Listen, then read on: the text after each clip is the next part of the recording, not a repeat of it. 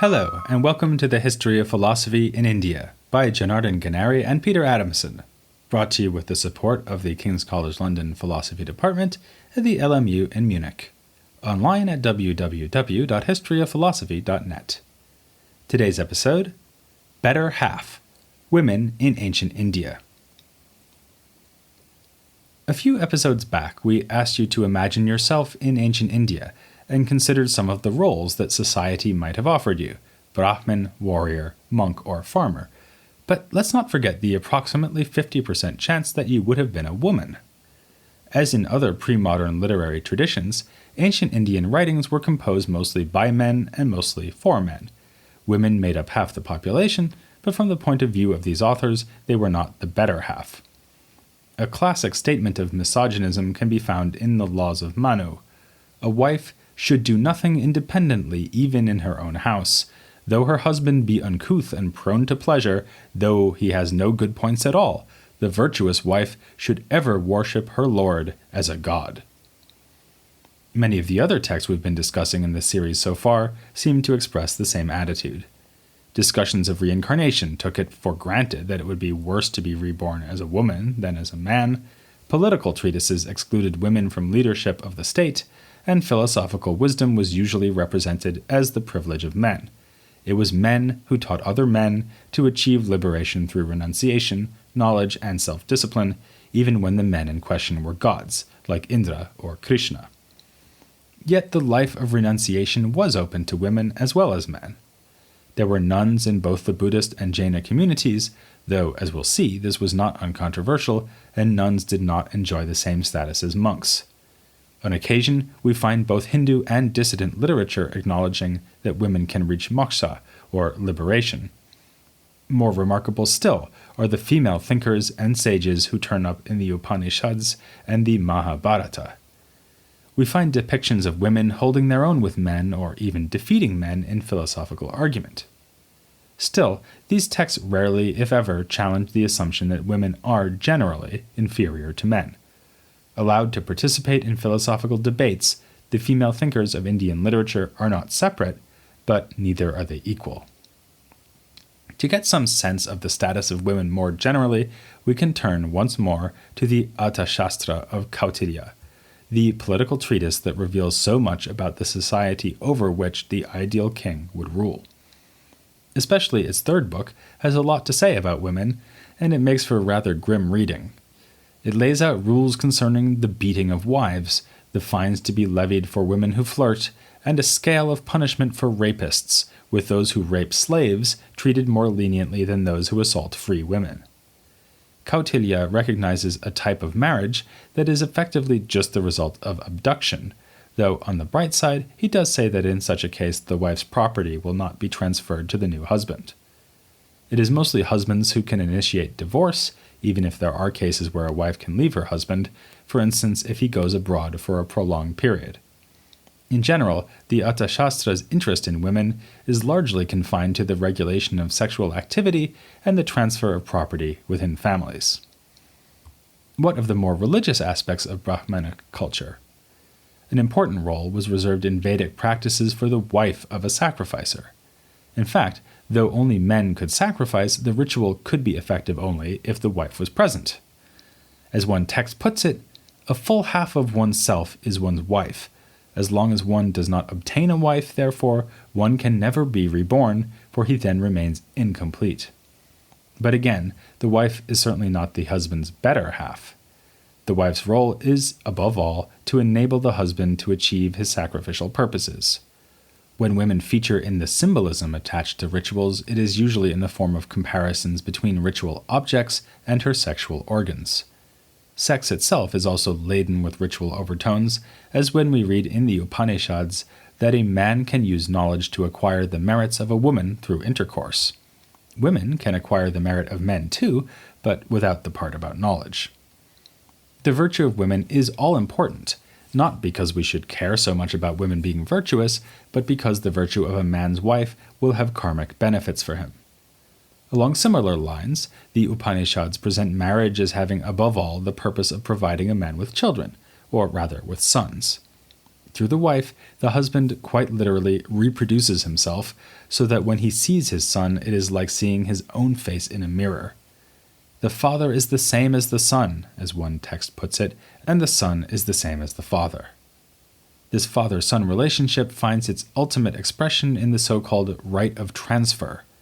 In this ritual, a man and his son would lie one atop the other so as to pass on karma and vital functions from one generation to the next. In fact, the Vedic tradition often seems to assume that the self that belongs to each of us, the Atman, has a gender, and you'll never guess which one.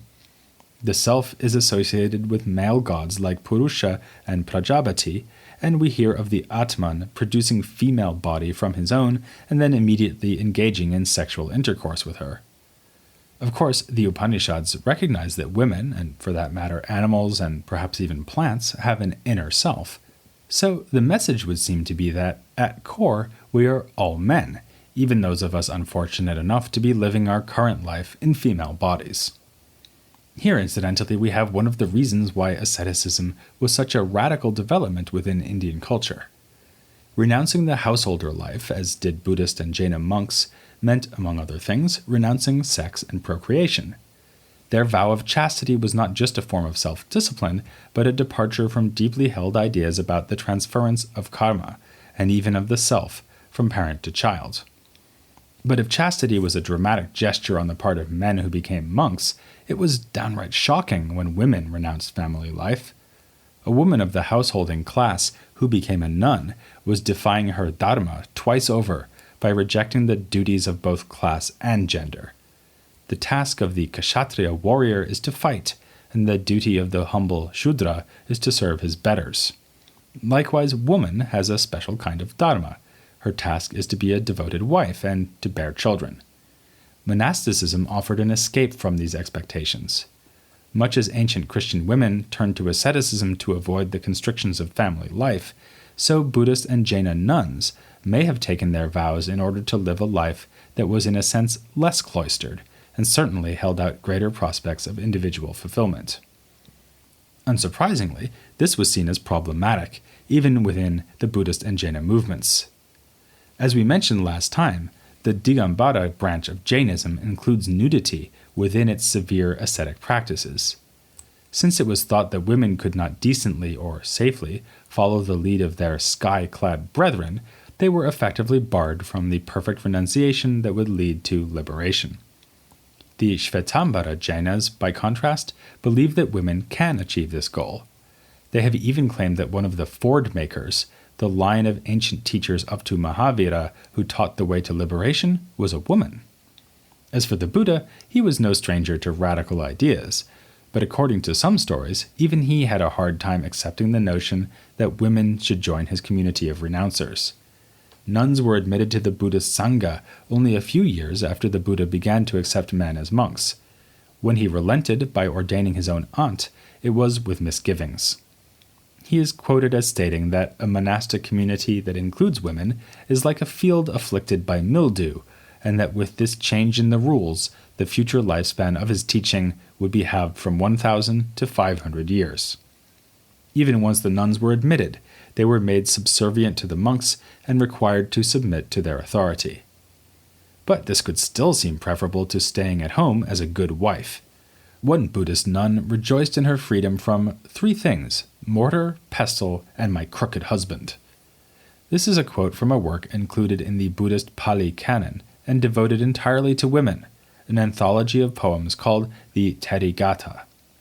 Though the women it describes have refused to live as the consorts of men, the text itself is a companion to a second work, all about Buddhist monks, the Theragatha. Some passages are found in both texts with fairly small changes from one to the other. For example, both include a story with a chaste hero who rebuffs a seduction. In the female version of the story, a nun is approached by a sexual predator and tries to dissuade him by discoursing on the decaying nature of bodily things. She describes her own body as a corpse and as a painted puppet.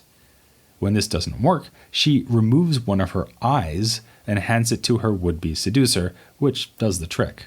Note to Oedipus, it's better to tear out your eyes before getting into an unwise sexual relationship.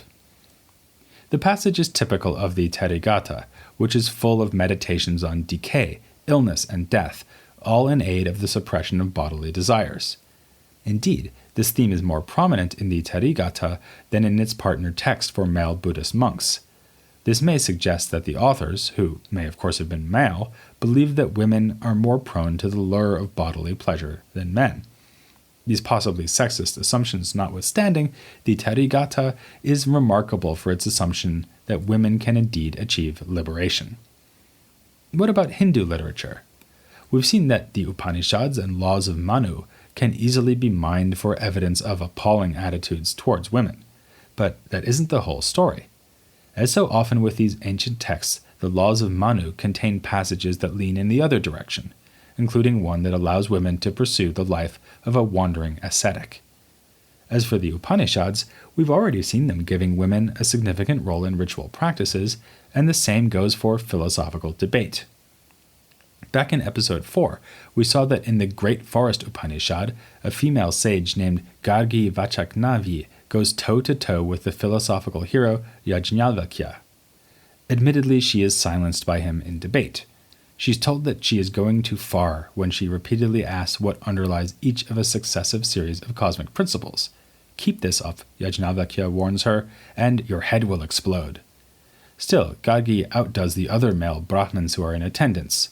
She acknowledges Yajnavalkya's preeminence when they do not, and threats about shattering heads notwithstanding, she is ready and able to question him a second time after being left unsatisfied by his first series of answers. Nor is that the only scene featuring Yajnavalkya and a female interlocutor. Elsewhere in the Great Forest Upanishad, he has a discussion about the self with his wife Maitreyi. Again, we talked about that in a previous episode. This scene begins with Maitreyi asking her husband how she can attain immortality. Notice that she's not asking how she can help Yajnavalkya to live forever.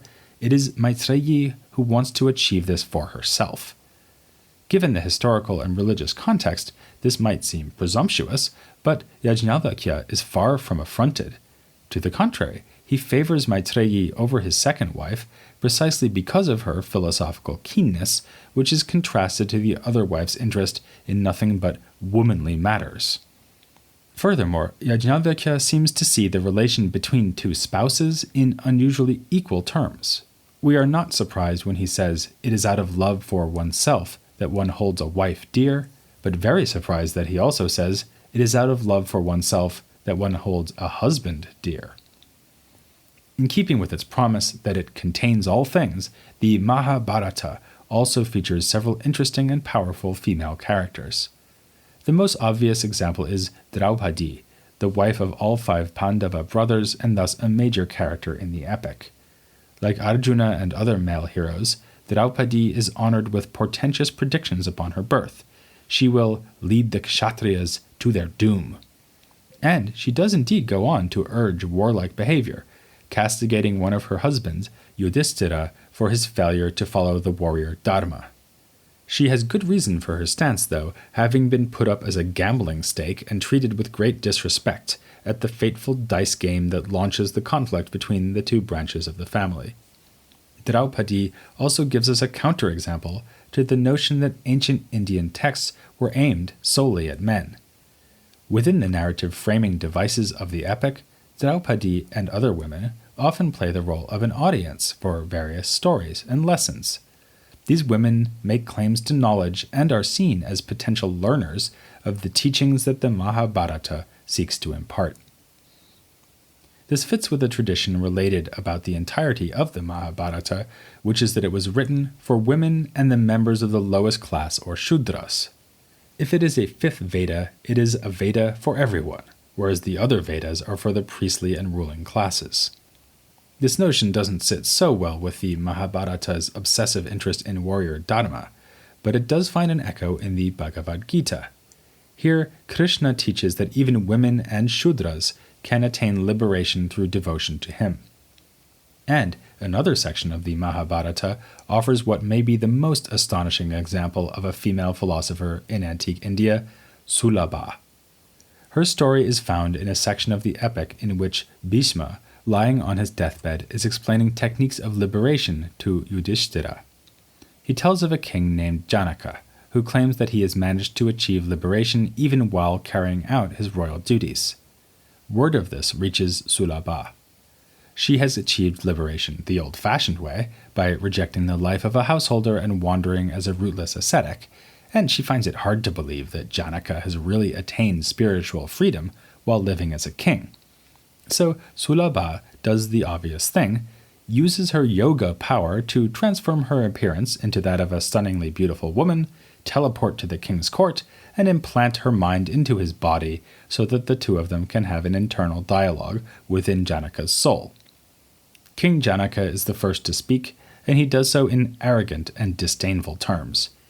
He boasts that he has reached freedom without asceticism, but only through knowledge, which has enabled him to resist all forms of attachment. For him, it is the same whether someone anoints his right arm or cuts off his left. This ethic of unattached action is, of course, the same as the teaching offered by Krishna in the Bhagavad Gita, so we may be expecting his claims of liberation to be vindicated, but Janaka begins to seem a less appealing figure as he rails against Sulabha. Who is this upstart young woman, he wants to know, who has dared to enter his royal presence and, for that matter, his very body? Now it is Sulabha's turn to respond. She first instructs him on the qualities of a good speech and promises to exemplify those qualities with her own remarks. These will be pleasing, neither too long nor too short, adapted to her audience and free of emotion. It's a characteristic feature of ancient Indian writings. The form of speech is inextricably bound up with the truth that it teaches. Once Sulabha begins her perfect discourse, she exposes the king's hypocrisy. Using ideas reminiscent of the Samkhya philosophical tradition, she argues that the true self is more fundamental than and underlies all other features of a person. Janaka's demand to know who she is, and his interest in her gender and class, show that he does not understand this basic truth. Furthermore, the life of a king is indeed incompatible with liberation, for he must constantly cope with the demands of other political actors and follow the dharma of the kshatriya instead of devoting himself solely to spiritual concerns, as Sulabha herself has done. In conclusion, our narrator praises Sulabha for her appropriate and convincing words. She does better even than Gargi in the Upanishads, besting her rival philosophically and successfully challenging ideas that are actually defended elsewhere in the Mahabharata. Along the way, she defies and undermines traditional ideas about gender. According to her, the true self is neither male nor female, but is the underlying source of this and all other differences. And of course, the very depiction of such a character constitutes an affront to those same traditional ideas. It was often believed that women could not attain liberation, either because of their fundamental inferiority or because it was impossible for them to undertake rigorous ascetic practices.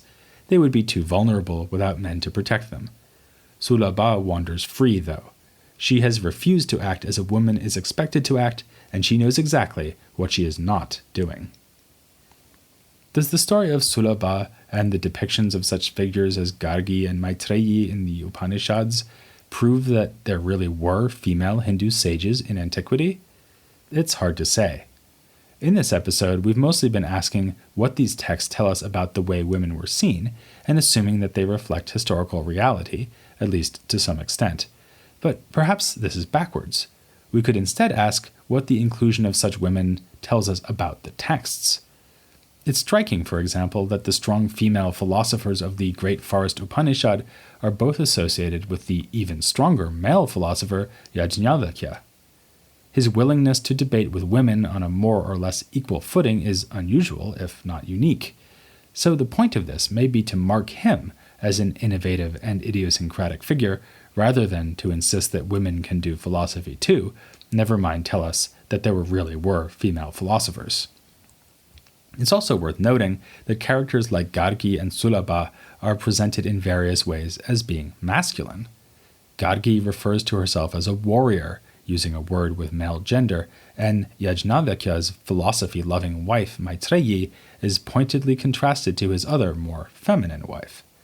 Meanwhile, Sulabha delivers her speech from within the body of a man. What could more powerfully symbolize the fundamental fact that when these ancient women, whether fictional or real, speak to us, this speech is always filtered through the agency of men?